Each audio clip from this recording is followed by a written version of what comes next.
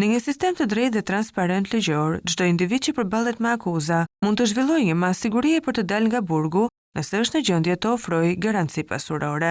Kjo garanci pasurore është zakonisht një mjet për të siguruar se personi në fjalë do të paraqitet në gjykatë dhe nuk do të mund të fshihet. Megjithatë, kur bëhet fjalë për persona që akuzohen për korrupsion, shpërdorim fondesh dhe abuzim me pasuritë publike, dilema që lind është si mund të ofrohet garanci pasurore nga ata që dyshohet se kanë abuzuar me fondet e shtetit dhe pasuritë që kanë grumbulluar janë të dyshimta dhe të palishme.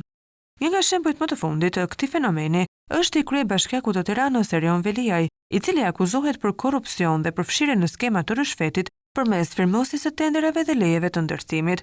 Në këmbim të këtyre favorizimeve, ai dyshohet se ka përfituar rishfet përmes kompanive dhe organizatave të drejtuara nga bashkëshortja e tij Ajola Xoza. Edhe në këtë rast, Velia i ka ofruar garanci pasurore për të siguruar nga trajtim më të lehtë nga gjykata. Një tjetër rast që ka ngjallur shumë debate është ai i ish-ministrit të shëndetësisë Ilir Beqaj. Beqaj është akuzuar për shpërdorimin e fondeve të Agjencisë së Koordinimit të Fondeve të Huaja, një agjenci e drejtuar nga vetë ai, e cila ka abuzuar me të paktën 8 prokurime. Në këtë kontekst, Beqaj më herët ofroi 5 milion lekë garanci pasurore për të kërkuar një masë më të butë sigurie nga gjykata e posaçme antikorrupsion. Kjo garanci pasurore vjen pikërisht nga pasuria që ai ka grumbulluar gjatë periudhës kur ishte në pozita të larta, pasuri që janë në hetim për të parë nëse kanë origjinë të dyshimt.